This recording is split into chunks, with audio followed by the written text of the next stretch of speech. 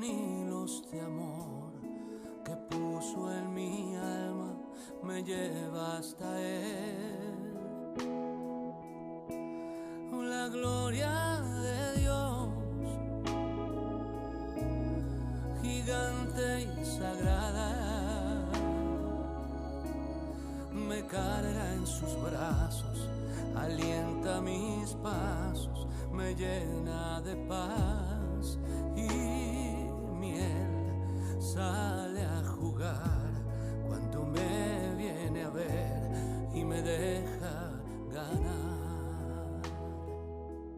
En la gloria de Dios tendré el descanso para En estos días mis pies.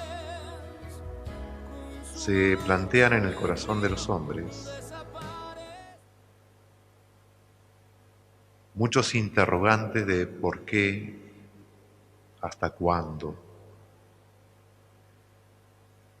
y también cantidad de dudas asaltan la mente de cada uno de nosotros,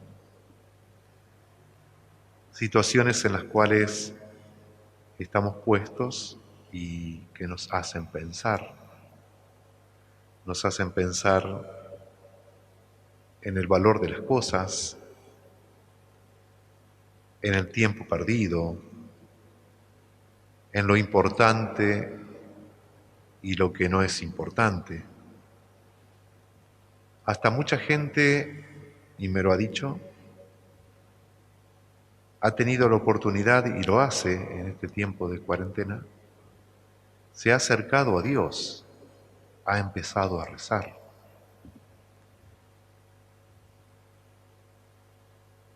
Entre tantas cosas novedosas que estamos viviendo, también pareciera que son momentos para muchos tan especiales que le podemos decir tiempos de conversión. Esto le ha pasado a agentes sanitarios, a médicos, que en medio de la catástrofe han visto actitudes de enfermos, de sacerdotes, de familiares que, enfrentando el dolor y la muerte con gran gallardía, toman rosario en las manos, rezan, y eso ha sido un gran testimonio para muchos que no creen, al punto que muchos de ellos se han convertido. Momentos difíciles en los cuales debemos como vivir y tratar de sacar el jugo, ¿no es cierto? Pero quiero decir algo respecto a Dios en estos momentos. ¿Dónde está Dios? Bueno, Dios está en todas partes. Lo decía también un videíto que andaba dando vuelta por ahí, leído bellamente por una española. Dios está en todas partes, eso lo sabemos desde chicos, ¿no es cierto?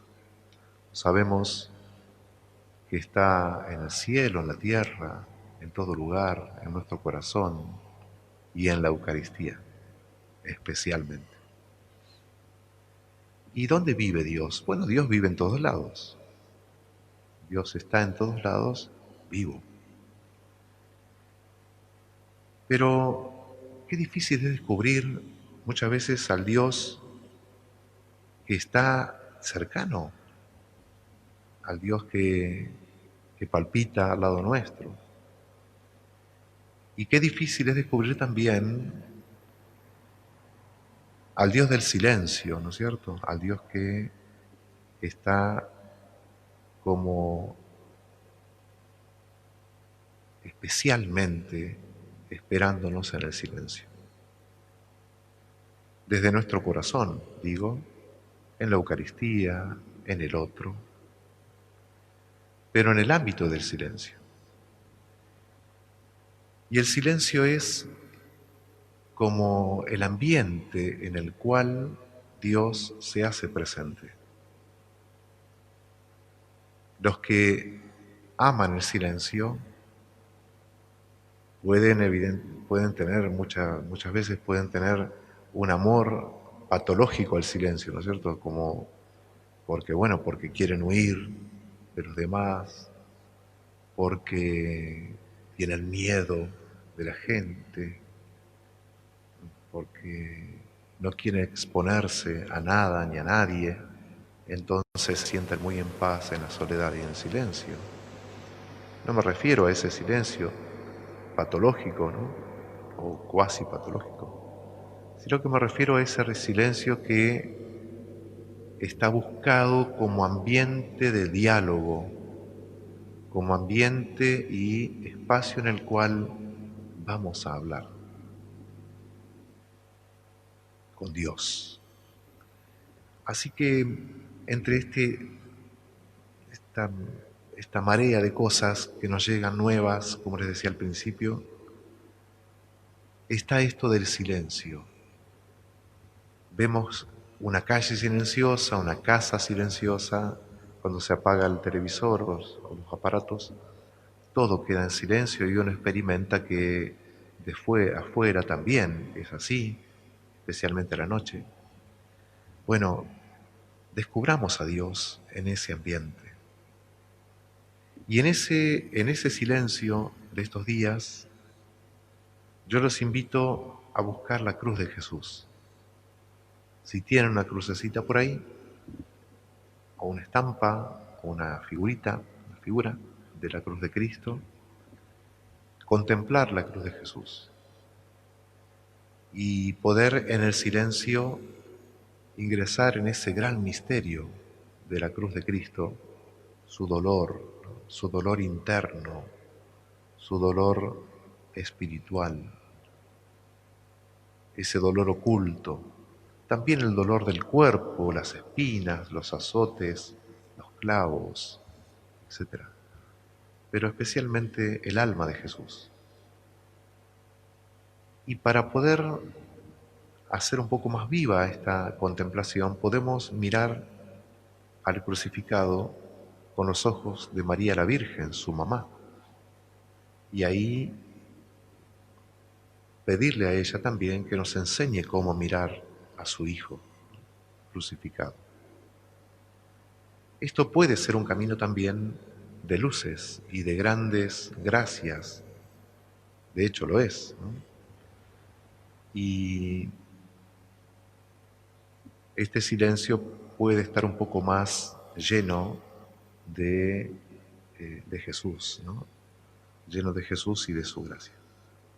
Así que, además de todas las cosas que nos ha movido esta cuarentena en el corazón, podemos descubrir también a ese Dios oculto que habla en el silencio y habla especialmente por la palabra encarnada, que es Dios hecho hombre.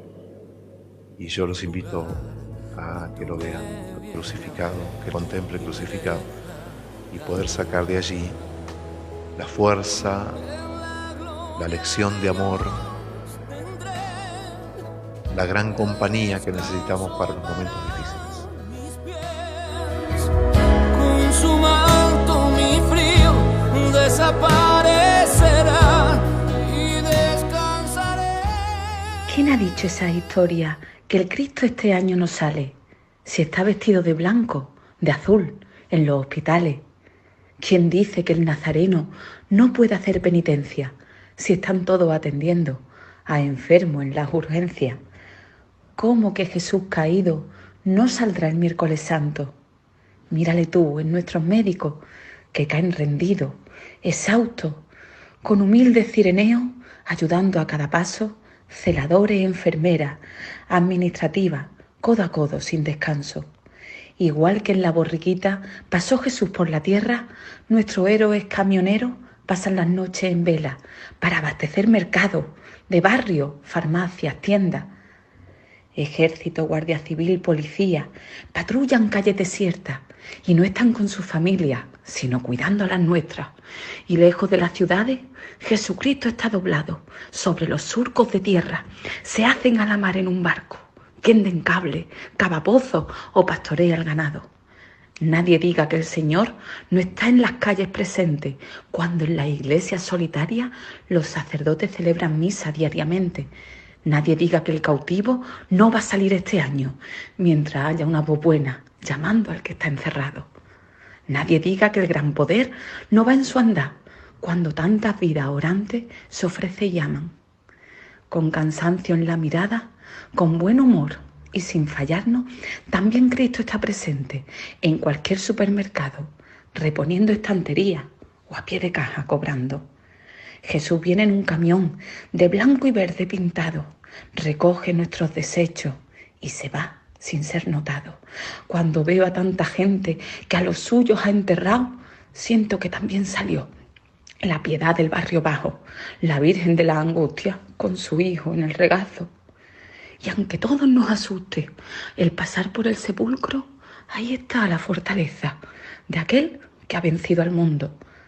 Tal vez no haya procesiones con imágenes talladas, pero ya ves, Cristo sale al encuentro de tu alma en 1000 rostros escondidos, sin cirio y sin campana. Que aunque no haya procesiones por España en primavera, seguirá oliendo el incienso que pone su gente buena. El amor salta a las tapias, el corazón no se encierra. Será una Semana Santa más que nunca y verdadera.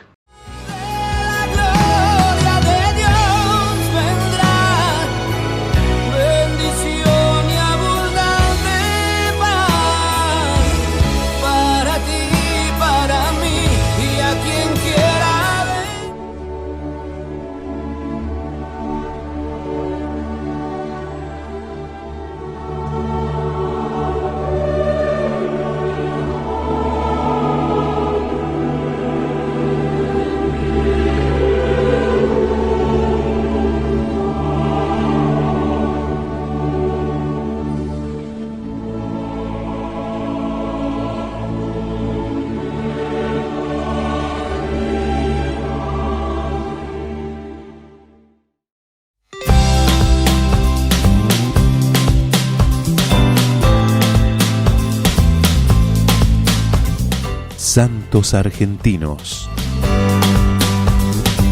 La Argentina cuenta con 3 santos, 13 beatos, 7 venerables, 38 siervos y siervas de Dios y 11 causas en preparación. Tu llamado, quiero ser tu instrumento por siempre. En la arquidiócesis de Mercedes Luján tenemos una de ellas. Y aunque el mundo me invite a dejarlo, la venerable Madre Leonor Maturana, quien vivió los últimos 18 años de su vida consagrada al Señor en la ciudad de Suipacha. Porque su amor, Señor Jesucristo, tú que quieres que todos los hombres se salven y lleguen al conocimiento de la verdad, glorifica a tu sierva Leonor Maturana, que supo gastar su vida en el sublime ideal de la salvación de las almas, y por su intercesión, danos a nosotros su tensión espiritual, su fervor misionero, su celo apostólico, su generosidad sin límites, y la gracia que especialmente te pedimos, para que con nuestra vida te demos la mayor gloria. hija de Dios.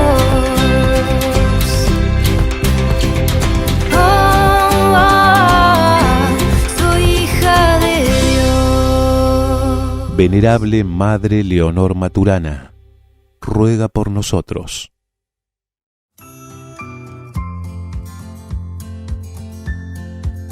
Somos jóvenes de la parroquia San Cayetano que formamos un grupo para prestar servicio durante las próximas semanas. Asistimos a las personas mayores de 65 años y a aquellas con factores de riesgo que se encuentran en sus casas, cumpliendo con la medida de no exponerse al contacto. Hacemos mandados, compras, retiros en farmacias y consultorios de forma gratuita.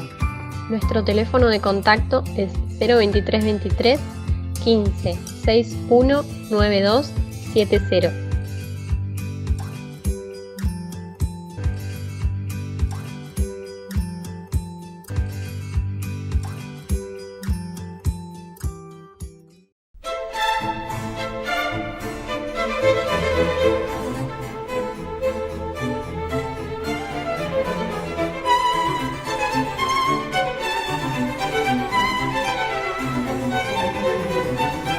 Lutero fue un monje agustino alemán, sacerdote católico, que, como ignora la gran mayoría de sus seguidores y aún de los católicos, tenía grandes problemas psicológicos. Así lo atestiguan Dietrich M., el psicoanalista Ronald Davies y Maritain, entre otros. Y fue el que causó la gran separación de la única Iglesia de Cristo, la más grande. Se dice que él se separó de la Iglesia al ver los escándalos y corrupciones del clero, pero no fue tan así. Primero que nada, él se hizo monje para que no lo arrestaran, ya que había matado a Jerome Bunz en un duelo, como lo registró el jurista Dietrich M. Al entrar en la orden de los agustinos, gozaba del derecho de asilo y se salvó. Pero no hizo discernimiento vocacional. De hecho, él mismo escribió luego que al solo nombre de Cristo temblaba y le tenía más miedo que al demonio, que ante una imagen de Jesús hubiera preferido ver al diablo. Sin embargo, poseía una gran capacidad de estudio y oratoria, por lo que con el tiempo consiguió la cátedra en Sagradas Escrituras, donde sin la suficiente preparación y con enorme soberbia, despreció la interpretación de los santos padres, la escolástica y los papas, es decir, a la tradición y el magisterio. En ese entonces se le adhirió el profesor Philip Melanchthon. Se dice también que Lutero se indignó porque Roma exigía dinero a cambio de indulgencias. Esto tampoco fue así, sino que la doctrina de las indulgencias nunca cambió. El Papa Julio II se había lanzado a construir la Basílica de San Pedro que conocemos ahora, pero no tenía los medios necesarios. Entonces creyó oportuno pedir a los fieles alguna donación a cambio de las indulgencias que la Iglesia tiene poder de otorgar. Esto le dio a Lutero situación de clavar en la puerta de la Iglesia de Wittenberg sus 95 tesis, de las cuales unas eran ortodoxas, otras ambiguas y otras inaceptables. El dominico padre Juan Tetzel le contestó magistralmente cada una de las tesis desde la Universidad de Frankfurt, pero Lutero seguía en las suyas. Luego de ello, comenzó a llamar a Roma Babilonia y al Papa Anticristo. Entre las cosas que defendía, encontramos escrito de su puño y letra que el bautismo no importa, sino que solo justifica la fe, contrario a lo dicho por Cristo en Juan 3:5, o que no importa las obras buenas o malas que hagamos, contrario a Santiago 2:26 o a 1 Corintios 6 del 9 al 10. Al versículo de Romanos 1:17 que dice que el justo vive de la fe, él le agregó la palabra solo. Escribió que hay que pecar mucho y fuerte, ya que eso no importa si crees en Cristo, contra las mismas palabras de Jesús: ve y no peques más. Enseñó que el cristianismo no es más que el ejercicio de sentirse salvado por Cristo, en contra de lo escrito en Jeremías 17:9 o en Hebreos 4:12. También escribió que es el mismo Dios quien hace cometer las malas obras a los perversos. Aconsejaba a sus allegados, como Jerónimo Weller, que no tengan miedo de juguetear con varias mujeres, de darse a la bebida, ni de contar cuentos verdes. Escribió que aunque todos los santos, desde San Pedro e incluso la Virgen María, enseñen una cosa, son seres humanos y se pueden equivocar, pero no él. Escribió que la razón se opone directamente a la fe, contrario a Proverbios 4, del 5 al 9 y 24, del 3 al 4, a Isaías 1, del 18 al 19 o a Romanos 1, del 19 al 20. También era profundamente antisemita, de la misma manera que decía que la mujer solo sirve para saciar sexualmente al hombre, contrario a la tradición bimilenaria de la Iglesia Católica, que eleva la virtud de la castidad y enseña que la mujer es más perfecta que el hombre. Y podríamos seguir citándolo. Incluso dejó escrito que Jesucristo fornicó con la mujer de la fuente y con la Magdalena. Muchas veces, cuando le exigían argumentos sobre su doctrina, él solo decía: Lutero lo quiere, Lutero así habla. Aconsejaba a sus amigos mentir lisa y llanamente y que tengan otra mujer más aparte de sus esposas. Se casó con la monja Catalina de Bora, quien dejó los hábitos por seguirlo a él, con la que tuvo 8 hijos. Finalmente, en 1520 fue excomulgado, y al año siguiente el emperador Carlos V decidió hacerlo comparecer por las revueltas y divisiones sociales y religiosas que había ocasionado, pero Lutero no cedió en nada y fue desterrado del imperio. En su destierro comenzó a pergeñar una iglesia paralela a la de Cristo, para lo que modificó la Biblia quitándole los libros de Judith, Sabiduría, Tobit, Eclesiástico, Macabeos y la Epístola de Santiago. Impuso su doctrina de la sola escritura, que defiende que cada uno puede interpretar la Biblia como le parezca, contrario a la segunda carta de Pedro capítulo 1 versículo 20 o a Gálatas 1:8. Otro de los mitos es el de que Lutero fue el primero en traducir la Biblia a una lengua vulgar. Sin embargo, ya había sido traducido por la Iglesia a varias lenguas vulgares, romances y germánicas desde el 1200. Él mismo también dejó escrito que le asustaba ver la cantidad de sectas nuevas que aparecían por su causa. Actualmente, solo en Norteamérica hay más de 25.000 sectas cristianas protestantes distintas, que creen cosas distintas, contrario a Mateo 16:18 o a Efesios 4:5. Finalmente, se suicidó el 15 de febrero de 1546, como lo constató el alemán Friedrich M., el psicoanalista Roland Dalbiez, el doctor de Coster, el doctor Georges Claudin, Maritain y el mismo Lutero en sus Tischreden, cartas de sobremesa, al exponer sus tendencias suicidas. Todos estos datos fueron tomados a partir de los mismos escritos de Lutero, sus compañeros y profesionales contemporáneos, como también de los estudios de otros profesionales sobre la figura de Lutero.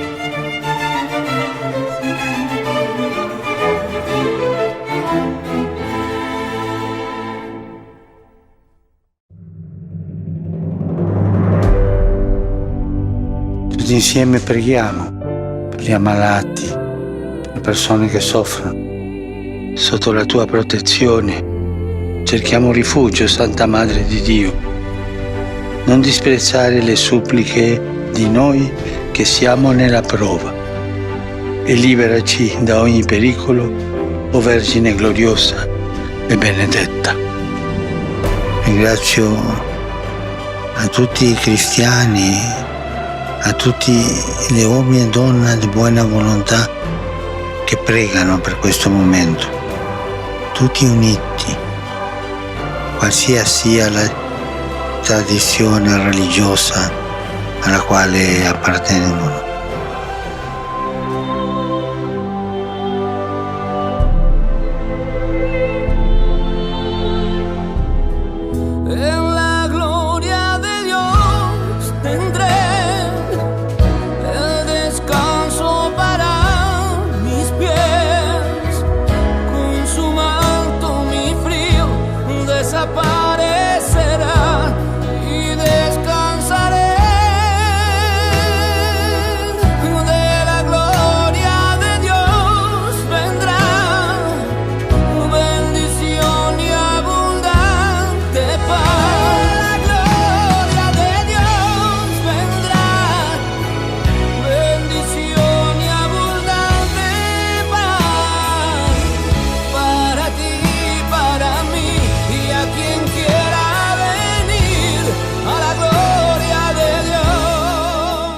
Bueno, aquí estamos de nuevo. ¿Qué es la Semana Santa? La Semana Santa es una realidad de tiempo histórico que vivió Jesucristo. Básicamente es eso. Ese tiempo histórico se dio en lo que llamamos una semana, pero una semana un poquito más larga. ¿Por qué un poquito más larga? Porque comienza con un domingo y termina con un domingo. Por eso también se le llama la Semana Grande. Al tener 2 domingos es una semana de 8 días. Así, el Domingo de Ramos comienza la Semana Santa, lunes, martes, miércoles, jueves, viernes, sábado santo, Domingo de Resurrección. en esta semana nosotros tenemos que acercarnos a Dios, hacer el esfuerzo, ¿no? Y nos puede ayudar conocer, saber qué es lo que sucedió en esta semana y en cada uno de estos días. El Domingo de Ramos estaba profetizado que el Mesías iba a entrar montado en una cría de asna, iba a entrar triunfalmente a Jerusalén, ¿no? La tierra que Dios había prometido al pueblo judío, tenía una capital, Jerusalén, y la profecía decía que el Mesías iba a entrar de manera triunfal a la capital, a Jerusalén, a la ciudad de paz, ¿no? Y así sucedió. Eso es lo que sucede en el Domingo de Ramos. El Domingo de Ramos los cristianos nos juntamos y hacemos una pequeña procesión bendiciendo los ramos, que son el elemento con el cual saludaban a Cristo cuando Jesucristo entró en la ciudad de Jerusalén.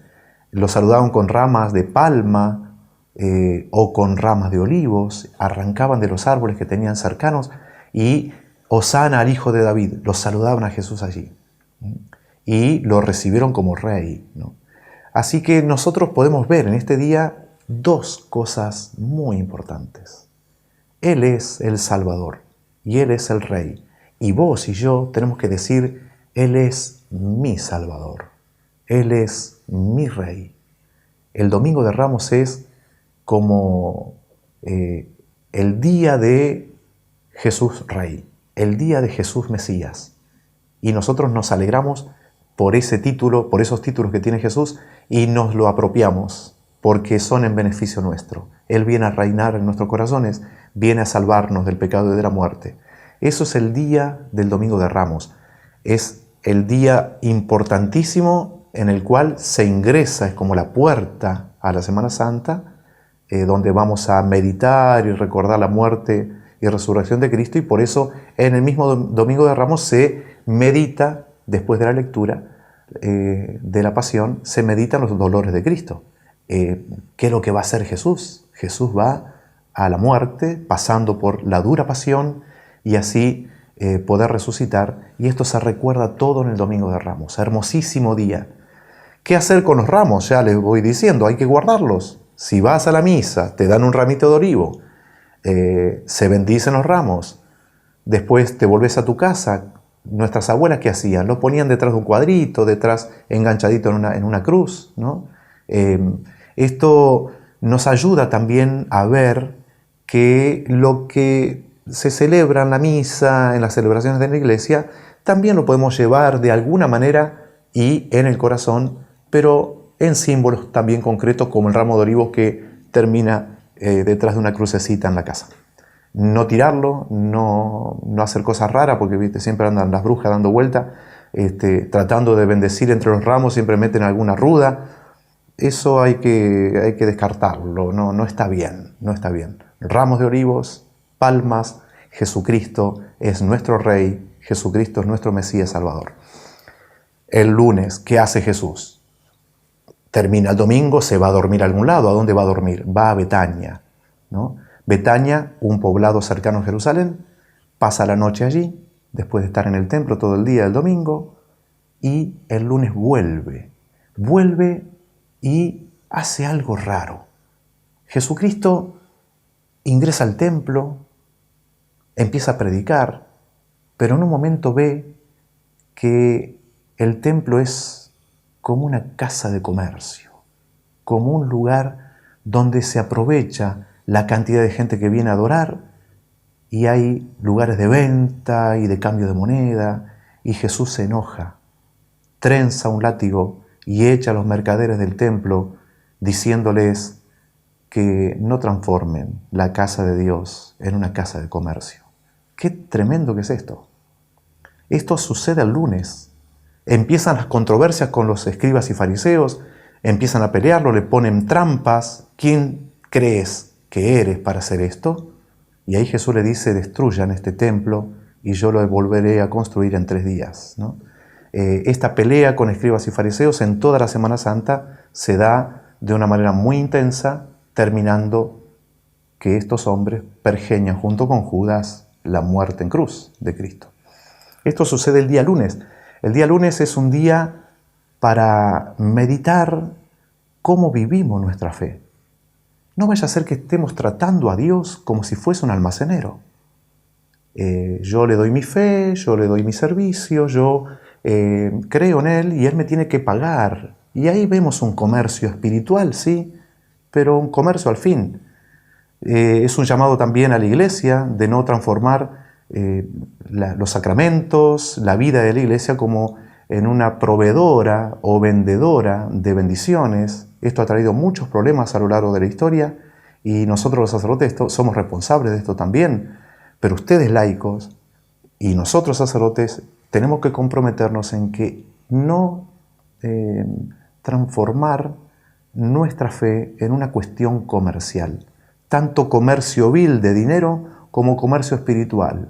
Yo le doy mi fidelidad a Dios y Dios me tiene que pagar a mí con bendiciones. Esto en el día lunes se ve, ¿no? Se ve y de manera muy cruda.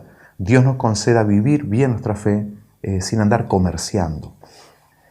En la noche del lunes al martes se va a Betania, vuelve el martes a la mañana, empieza a predicar en el templo y aparecen estos contradictores de Jesús, escribas y fariseos que le empiezan a poner trampas, que quieren hacerlo equivocar en algo para poder acusarlo y poder llevarlo a la muerte con alguna causa, ¿no es cierto?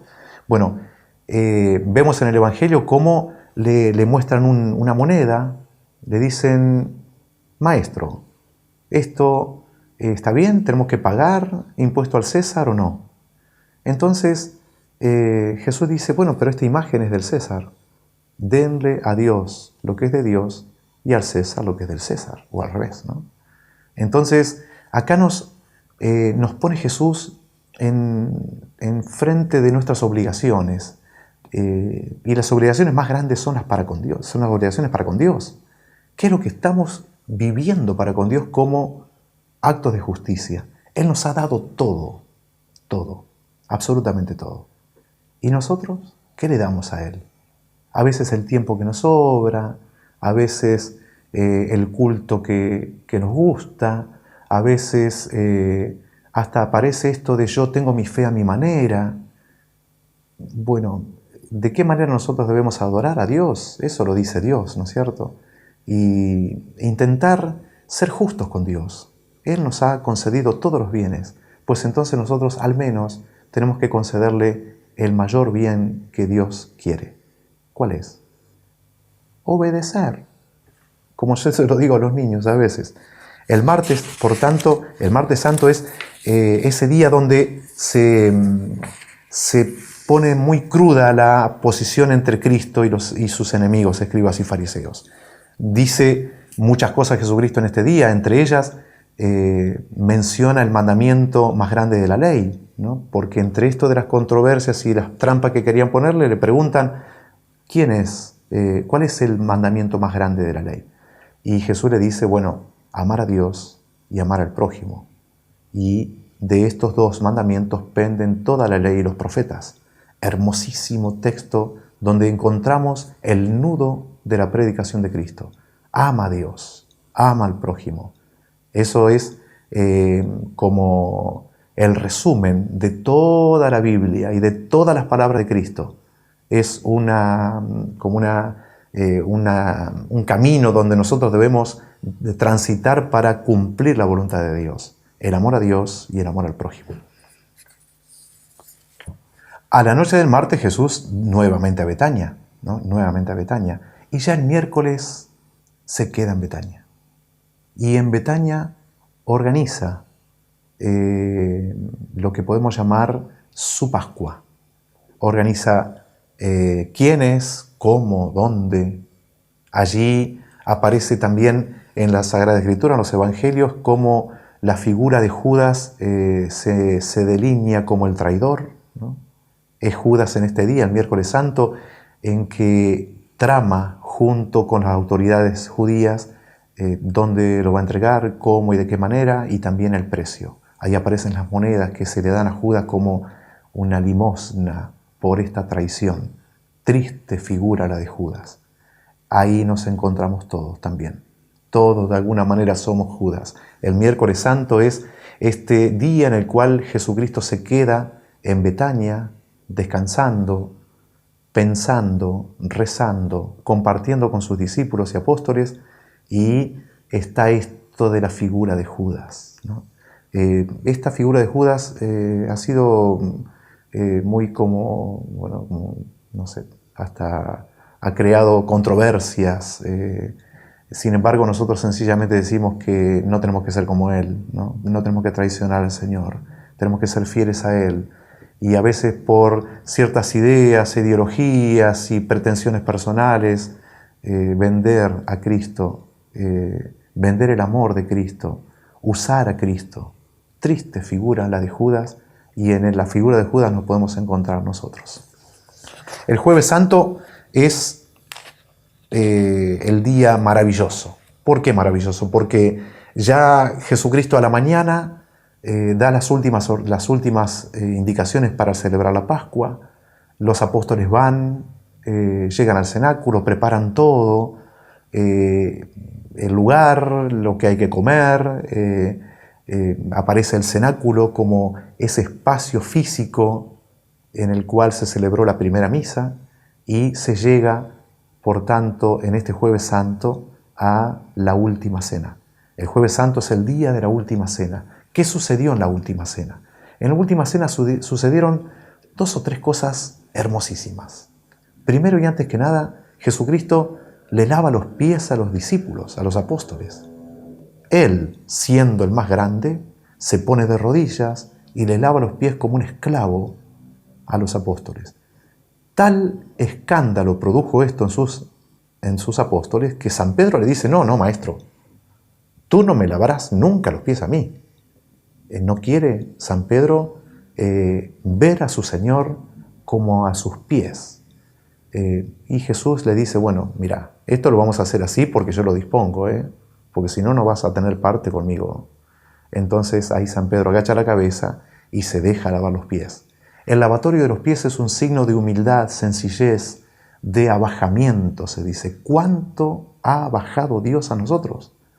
¿Cuál es el nivel en el cual Dios ha dejado de ser Dios, entre comillas, ¿no? Sin tener en cuenta su condición divina, dice el apóstol San Pablo, y se hizo uno de nosotros? Esto se ve de una manera emocionante. A mí me emociona ver a un Cristo a los pies míos, lavándome los pies a mí. Esto llama la atención y lo sigue haciendo en tu vida, en mi vida. A veces no nos damos cuenta. Hermoso día, Jueves Santo, en el marco de la última cena, Jesucristo nos lava los pies. Segunda cosa que sucede en la última cena es esta realidad que nos vincula con lo actual. ¿Qué relación tiene la última cena con la misa que yo celebro todos los domingos? Que es lo mismo. La primera misa es la última cena. En la última cena, por primera vez Jesucristo toma el pan, marcado por el ritual de la cena judía, la cena de Pascua, y en un momento toma el pan y lo transforma en su propio cuerpo, sangre, alma y divinidad. Y le da de comulgar a los apóstoles. Después toma la copa, la llena de vino y la transforma en su propia sangre. Y da de beber a sus apóstoles de ese vino consagrado que ya no es más vino, sino que es la sangre del Redentor. Esto sucede en la última cena. Por tanto, en la última cena vemos 2 realidades maravillosas.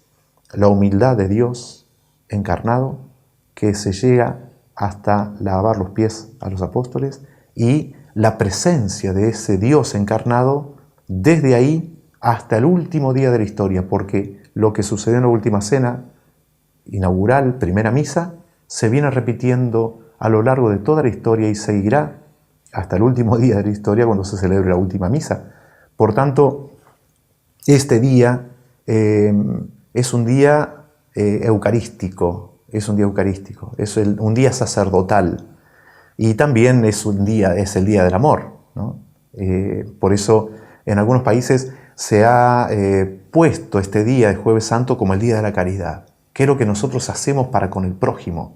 ¿De qué manera lo tratamos? Así como Cristo nos ha tratado a nosotros, que nos ha lavado los pies nos ha lavado el alma, nos ha lavado la Regálale a tu amor de inteligencia, la voluntad, pareja los una sentidos, experiencia ha hecho de inolvidable. nosotros, hombres Porque nuevos. siempre necesitamos Nosotros renovar también el tenemos que, entusiasmo, el respeto, inclinarnos la alegría, ante el las prójimo, ilusiones y los porque sueños que Él nos toda dio relación de para que pareja hagamos lo mismo. precisa para Así, ser feliz. estas Por tres eso, cosas en el viví Jueves un Santo. fin de semana de Lavatorio de los encuentro pies, matrimonial. Eucaristía, Inscribite primera misa, en www.ematrimonial.org.ar Así se desarrollan estos días y de la consulta Semana Santa. cuándo es el Viernes Santo próximo lo vamos a encuentro meditar en la tu semana que ciudad. viene, porque bueno, vamos a dejar algo para después.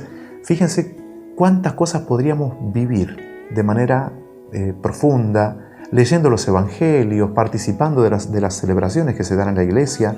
Esto aprovechenlo, les va a hacer bien. Dios nos bendice, pero nos bendice de manera mucho más intensa en esta semana. Tenemos que acercarnos a Él. Ustedes dirán, uy, Padre, ya está, ya lo dijo como 500 veces. Se los vuelvo a decir, acerquémonos a Dios. Acerquémonos a nuestro Redentor. La Semana Santa es un momento especial para eso. Vamos a un cortecito y volvemos. La gloria de Dios maneja mi vida.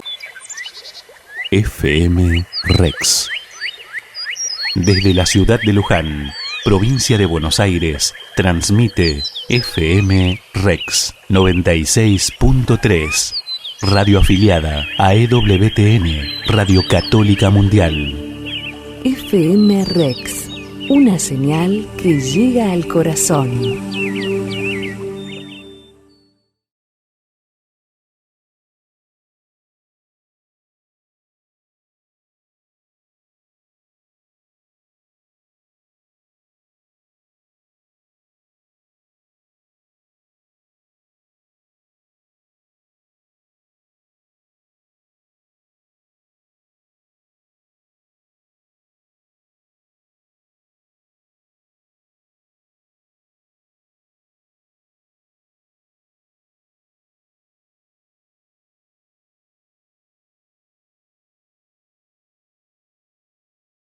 No te dejes engañar, ya está en Luján, Atrapado en el cuerpo equivocado, la ideología de género frente a la ciencia y la filosofía.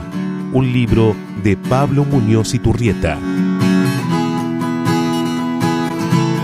Atrapado en el cuerpo equivocado, a la venta en la librería de la Parroquia San Cayetano, Alsina 2045, Luján.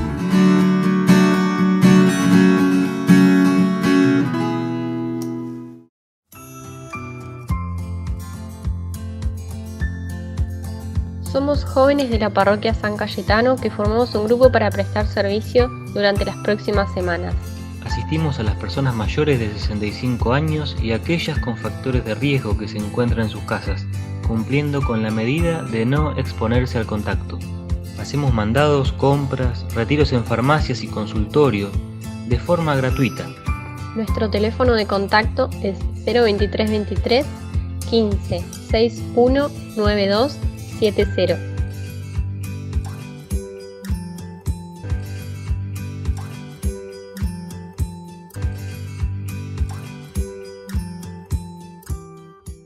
La gloria de Dios tendré el descanso para mis pies. Con su manto mi frío desaparecerá y descansaré de la gloria de Dios. Vendrá bendición y abundancia.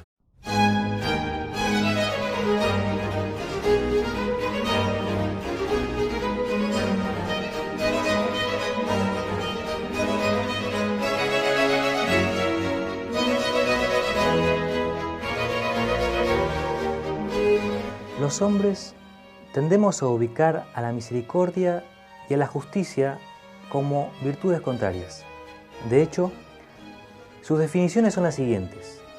Por un lado, la justicia es dar a cada quien lo que le es debido. Y por el otro, la misericordia, como la misma etimología de la palabra lo expone, es sentir en el corazón la miseria del otro como si fuera propia. Es condolerse, apiadarse, condescender, ayudar y sobre todo perdonar. Sin embargo, debemos tener siempre presente que en Dios, justicia y misericordia se identifican, son lo mismo.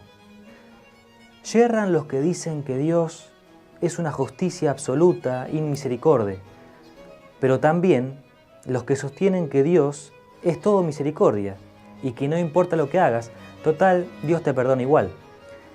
La realidad es que Dios es absolutamente justo e infinitamente misericordioso y usa de ambas cosas en toda su providencia y en todos sus designios, de tal manera que en Él no son dos cosas, sino una sola. Si Dios fuera solo misericordia, caería en la injusticia, ya que es injusto darle a una persona que en toda su vida no se preocupó por hacer el bien ni defender la verdad, el mismo premio que a uno que trabajó por ser mejor cada día, hasta llegar a las perfecciones de la santidad. Y si Dios fuese absolutamente justo, pero inmisericorde, caería en una crueldad implacable, pues la gran mayoría de las veces los hombres pecamos y hacemos el mal por debilidad, por instigación maligna o por ignorancia. Pero Dios es perfecto, y en Él justicia y misericordia son la misma cosa. ¿Dónde podemos ver el acto más grande de justicia y misericordia en Dios? Pues es Cristo. Él pagó el precio infinito por nuestros pecados. Dios hizo justicia en Él, pero lo hizo por misericordia hacia nosotros. No obstante, nuestro Señor Jesús, Dios hecho hombre, nos dejó dicho en Mateo capítulo 5, versículo 48. Sean santos como su Padre Celestial es santo. Y Pedro, el primer Papa, nos lo recuerda en su primera carta, capítulo 1, versículo 16. Por tanto, debemos ocuparnos en trabajar la justicia y la misericordia juntamente, formándonos, viendo cómo se las arreglaron los santos durante toda la historia, para cumplir con ese pedido de nuestro Señor, para que así demos buenos frutos de paz en nuestra convivencia humana, ya que mediante el mero cálculo de lo debido, la convivencia se hace necesariamente inhumana. Santo Tomás de Aquino, por ejemplo, concluyó que la misericordia sin justicia es madre de la disolución, pero también dijo que la justicia sin misericordia es crueldad. Se ve así el límite que lleva en sí misma la sola justicia. Querer conservar la paz y la concordia entre los hombres mediante preceptos de justicia es insuficiente si el amor, la misericordia, no echa raíces entre ellos, como lo dejó escrito el mismo Santo Tomás en la Suma contra Gentiles.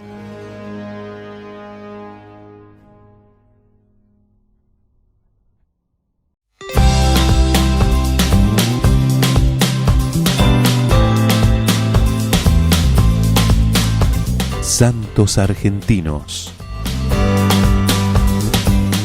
La Argentina cuenta con 3 santos, 13 beatos, 7 venerables, 38 siervos y siervas de Dios y 11 causas en preparación.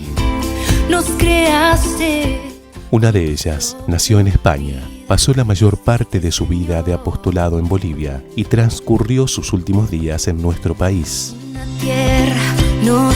Santa Nazaria Ignacia March Mesa, también conocida como Nazaria de Santa Teresa. En 1925, crea la Congregación de Misioneras de la Cruzada Pontificia. Fue una gran promotora de la mujer. Fundó en Bolivia el primer sindicato de obreras de América Latina. En Buenos Aires, se unió a la fundación y los primeros años de la parroquia Cristo Rey de Villa Pueyrredón. Erigió talleres, escuelas y comedores para niñas pobres y en 1938 fundó la Asociación de Señoritas con el nombre de Margaritas Pontificias del Pilar. Su preocupación por los últimos y no atendidos la llevó a crear el Hogar de Pobres, donde atendían a desamparados que tocaban ya al fin de sus vidas.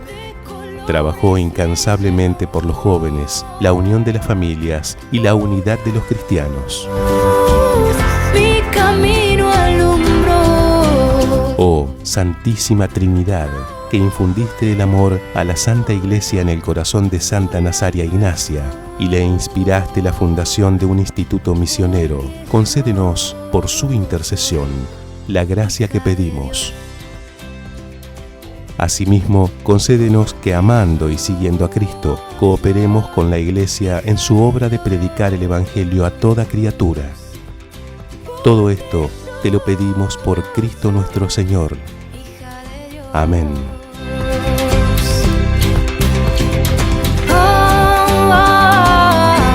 Soy hija de Dios. Santa Nazaria, ruega por nosotros.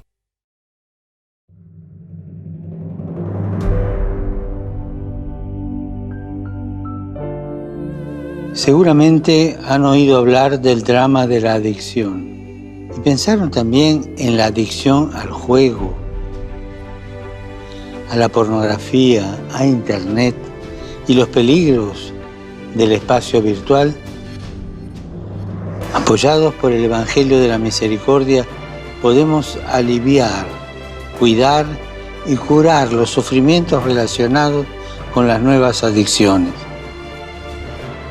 Recemos para que todas las personas bajo la influencia de las adicciones puedan estar bien ayudadas y acompañadas.